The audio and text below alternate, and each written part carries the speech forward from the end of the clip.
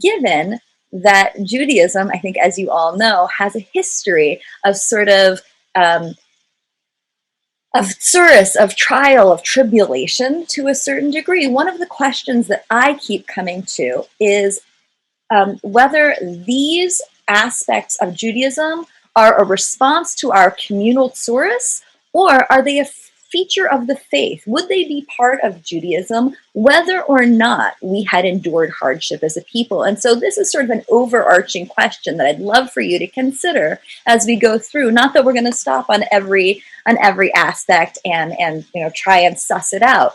I certainly have my theories, and I welcome some disagreement. So as we kick things off by talking about playfulness, there are a couple of things to point out. So one is that playfulness is actually found as early as the Tanakh, Jewishly. So it says here in Proverbs 8:30 through 31, King Solomon speaks in the voice of the Torah, which is already a kind of a playfulness, the fact that we animate the Torah. I, the Torah, was the artist's plan. I was his, God's delight every day, playing before him at all times, playing the inhabited areas of his earth. My delights are with human beings. And this translation from the Hebrew original is based on the wisdom of the first page of the ancient biblical commentary of the Midrash Rabbah. So that what's being said here to a certain degree is that part of what the relationship between Torah and God is a playful one, that the interaction isn't necessarily just God speaks and Torah is the manifestation of that, but that there is, I wouldn't say a game because I don't like the idea of the manipulation there, but there is a joyousness, a playfulness, okay, that is already built in. And for those of you who study Jewish texts, you know that they love puns and they love joy, which of course brings us to this notion of Jewish humor. And one of the things, just to tie into the polyvagal theory, that humor can do is it can lead to improved performance and circulation and lungs and muscles, and it helps us cope with stress and adversity, including bereavement. And it gives positive attention and admiration and increased creativity. So I want us to think specifically about the concept of Jewish humor. Before I sort of continue on, anybody in particular want to try to posit what is Jewish humor? So I wanted to share with you just a little bit from the Big Book of Jewish Humor, some aspects that we may find in Jewish humor. And while we may not think of this as religious, I would argue that this is fundamental to who we are as Jews. I don't think that we would be the same kind of Jewish community, not BHSS and not Judaism writ large, without our sense of humor. So it's usually substantive, it's about something. It's especially fond of specific topics like food. Noshing is sacred. Sorry, I love the puns. I love the puns. Okay, good. Family, family business, anti-Semitism, wealth and its absence, health and survival. It's also fascinated by the intricacies of the mind and by logic, and if the short elliptical path separating the rational from the absurd. As social or religious commentary, Jewish humor can be sarcastic, complaining, resigned, descriptive, it's broad. And sometimes the point of the humor is more powerful than the laugh it delivers. And for some of the jokes, the appropriate response is not laughter, but rather a bitter nod or commiserating. So sometimes the idea is not to laugh out loud, but to strengthen the bonds of the people or to recognize a common trouble, okay? Jewish humor tends to be anti-authoritarian, which I think is fascinating. It ridicules grandiosity and self-indulgence. One of my favorite Jewish jokes comes around the high holidays. I know a lot of you grew up in congregations that were not necessarily Reform, and so maybe you remember a part of the service where the rabbi and the cantor are sort of beating on themselves and self-prostrate and all of this. This is one of my favorite jokes, and then the cantor is praying up to God. I am not worthy. Give me strength. I am not worthy. Let me lead this people. Great, great, great. The rabbi does this. I'm not worthy. Give me strength. Then the beadle comes up. Do you know what a beadle is? The person who takes care of the shul traditionally, right? Sort of the caretaker, as it were, but it's often a part of the congregation. He says, I'm not worthy. And the cantor looks at the rabbi and says, look who thinks he's not worthy, right? So, right, it's that sort of humor of anti-authoritarian, like, let's not take ourselves too seriously also idea, and the dignity and worth of the common folk as well. Jewish humor frequently has a critical edge, right? It creates discomfort at making its point. Often its thrust is political, aimed at leaders and other authorities who cannot be criticized more directly. May God bless and keep the czar far away from us. Exactly, right? These sorts of jokes applies to prominent figures in general society, as well as those in the Jewish world, such as rabbis and cantors and sages, intellectuals, teachers, yada, yada, yada. Not to use too much Jewish humor. A special feature of Jewish humor is the interaction of prominent figures with simple folk and the disadvantaged, with the latter often emerging triumphant. So we root for the underdog, even through our humor. And then the other thing is that no one is immune. Jewish humor mocks everyone, and that includes HaKadosh Baruch Hu, right? That includes God, right? That the humor is an equalizing power as well. So one of the things that I want us to think about with this in the context of polyvagal theory is when you laugh or even when you tell a joke, where do you feel it? Where do you recognize it? I've been reading a little bit about what do they call it? Toxic positivity. And so, yes, there is a fake it till you make it. And I also think that part of what this joking and what this laughter does is it allows all of this to penetrate and permeate without being as painful, right? It takes the edge off.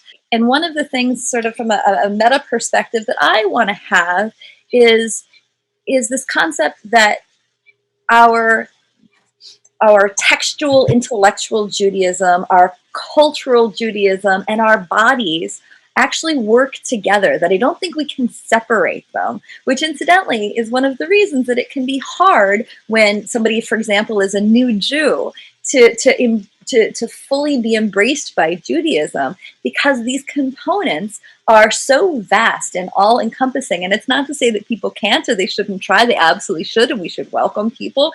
And it can be challenging because these pieces interlink and they make us who we are as people and also as a people. All right, so we talked a little bit about humor. I want to move on a little bit. So the next thing, after we talk about humor and playfulness, is to talk about the rhythm of rest. And one of the things that I want to show you, this is essentially a Jewish calendar. Okay, and right now, as you know, we are on this line right here in Shavat, right, or Adar actually. Adar is over here, but that's where we are. And what's hilarious is that you're like, oh, look at all of these opportunities to rest. And it feels so stressful how many times we have to rest. But the holidays are very intentionally, by the way, distributed around the year. And you will see that almost like on a color wheel, right, that across the year, there are significant holidays that balance out the year. So that Pesach is almost exactly opposite in the year to Rosh Hashanah and Simchat Torah, right? That we have the holidays to sort of even us out and to put into place a rhythm of rest. As you know, there are some holidays where we are commanded not to work. There are other holidays where we commemorate the holidays without necessarily being commanded to rest. For example, Hanukkah is one of those kinds of holidays. And that as different holidays sort of crop up, Yom HaAtzmaut is one that I'm thinking of, for example.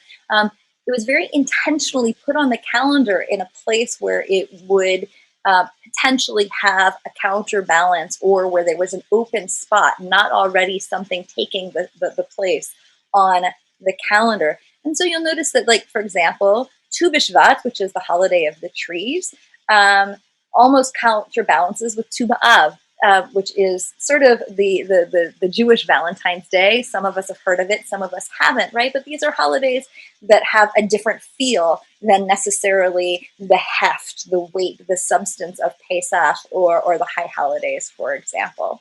But as you know, Shabbat fundamentally is part of the rhythm of rest, the weekly, right? And remember, if you need anything, I'm available 24/6. We're back to our Jewish humor. We work on weekdays, and the rest on this the work on weekdays, and the rest on the seventh day are correlated. The Sabbath is the inspirer; the other days are the inspired. If you have read Abraham Joshua Heschel's The Sabbath, then you know that he really thinks about Shabbat in terms of time rather than space, and really thinking about rest as fundamental to what Judaism is. There is another quote, this time from A.J. Jacobs. This is what the Shabbat should feel like: a pause, not just a minor pause, but a major pause, not just lowering the volume, but a muting. As the famous rabbi Abraham Joshua Heschel put it, the Sabbath is a sanctuary in time. I want us to think about, what does that mean, a sanctuary in time? So traditional Judaism, so when people are dedicated to rest on the Shabbat, the work that they do is different. So we already know that a lot of people don't go to work or don't do their day-to-day job on Shabbat. But when we say rest in this context, what we mean is not, crawl into bed for your Shabbos shluff. That's wonderful also, okay? But what we mean is shifting our mindset so that it's not unusual in traditional households to study Torah, to study Talmud on Shabbat, to avoid talking about the work week at all. And so we're going to talk a little bit more about that in a moment. But the other thing just to keep in mind is, and again, I don't know if you all have been reading the same articles that I have, but there's this whole new thing, I don't know if it's that new, coming up now as we're a year into the pandemic, of the 4-day work week, that now we know that we don't have to work as long necessarily to accomplish all of the stuff that we intend to accomplish. One of the things implied in Shabbat is that you should work the other 6 days, that there has to be something that you rest from. And that there is value in work, and there is something about self-worth when we work, and that when we value our work, we also recognize that it is incumbent upon us from time to time to stop working. I mean, it's interesting. I've been talking to a lot of friends who had been trying not to use electronics on Shabbat before the pandemic hit, and that fundamentally had to shift over the last year. And I would say that one of the ways that many Reform Jews, and I'm looking at a lot of you, and a lot of you are our Shabbos regulars, that one of the ways that our Shabbat is different from the rest of the week is by the people that we connect with, right? Or even by getting together and praying together as a community, right? We do some positive interactions rather than taking away for Shabbat. Maybe we still leave our phones on, and maybe we'll still talk about that thing that's frustrating us at work, but maybe we'll add candles, and maybe we'll add a different friend group. Maybe we'll add, I don't know how many of you sing on a day-to-day basis at home, but on Shabbat, I think a lot of us in the modern world, Shabbat is one of those few opportunities we get to sing out loud, right? That's not the shower, for example. The other thing that I would put in there is that for many of us, if I ask you what is special about Shabbat, it may have to do with food, right? Whether it's the same food that you eat week in, week out. I know that during the pandemic, there has been this beautiful tradition of many people sharing chalot with each other on Fridays. And there is this notion of an interpersonal change on Shabbat. And I think that when we talk about rest, maybe part of what we're talking about is giving ourselves this restoration. And maybe part of what we're talking about is the autonomic system, but we're using different words. So I think it's incredible the way that all of this fits together. Okay, we're going to continue forward. Snapshots and being in the present. And I did want to share with you, this is a kind of a midrash. This is by Lawrence Kushner. And it was the best example that I could think of Jewishly about savoring snapshots and being in the present. The burning bush was not a miracle. It was a test. God wanted to find out whether or not Moses could pay attention to something for more than a few minutes. When Moses did, God spoke. The trick is to pay attention to what is going on around you long enough to behold the miracle without falling asleep. There is another world right here within this one whenever we pay attention. So again, that the idea is not that the miracle is that this was God in the bush and the bush being unconsumed, but rather the miracle was that Moses paid attention. So again, I'm interested, what does it feel like when you pay attention, when you are in the moment? What does it feel like to you? Earlier this week, or I guess it was last week maybe already, we had a wonderful Shiva Minyan training, which you might think is sort of, morbid. But I will tell you, I got off of that training and we had been so focused and in such a strong place. I got off and I was catching my breath. I was so excited to be working with other people and to be focusing together and really to be thinking on a very specific level. I might even call it a flow state. Right? That when we get so focused on something that it changes the way that we're thinking about the world. And again, it changes the way we breathe. It changes the way we interact.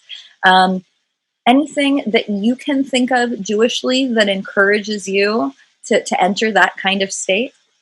And I think that's a part of what Pam and Jen have been talking about also, that being a part of community opens us up to opportunities to have those kinds of in-depth conversations, to have the kinds of connections that we might not encounter in other places.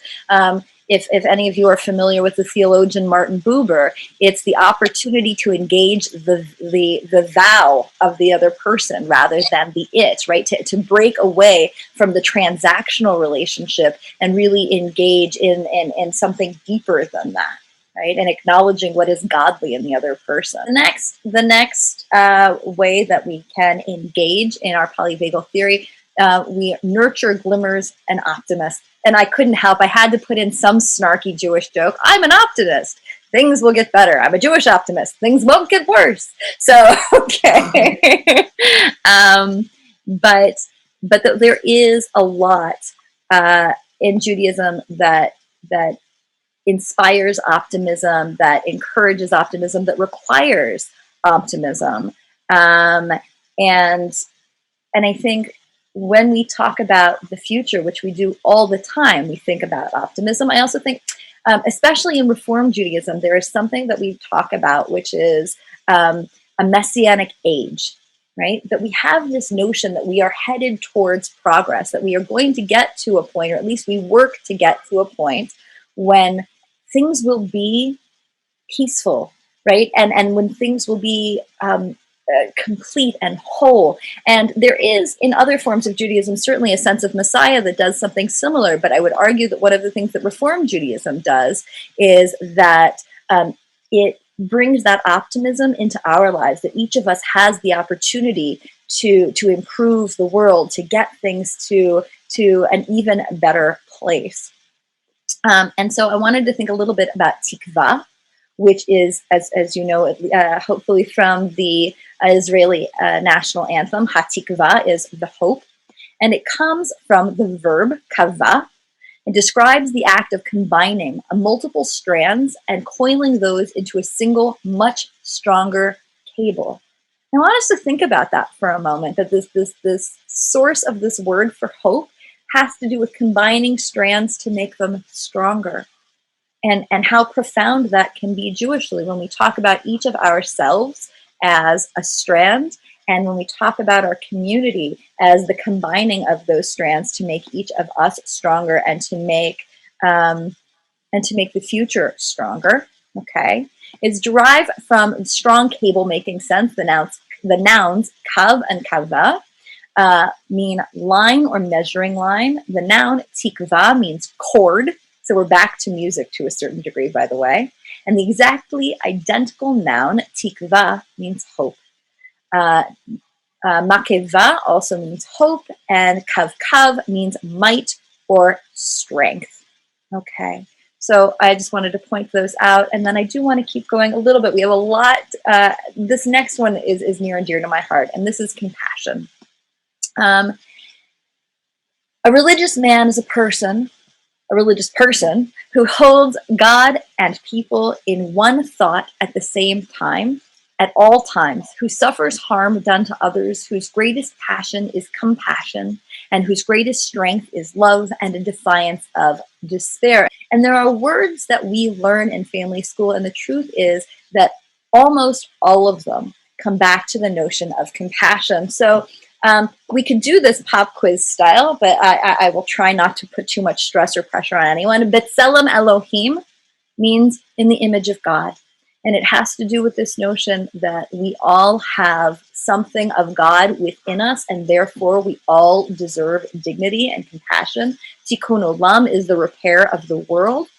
Gemilut chasadim are acts of love and kindness. Tzedakah is righteousness. But this all has to do with recognizing the humanity of other people and turning it into action.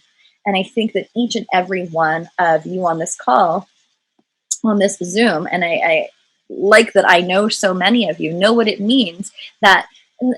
It's not to say that we do good things because it makes us feel good physically, but it is true that when we do acts of compassion, we do feel better, right? And it is an additional motivation, right? We have a moral obligation, and I think we have a physical motivation to do good in the world and to act in ways that are compassionate.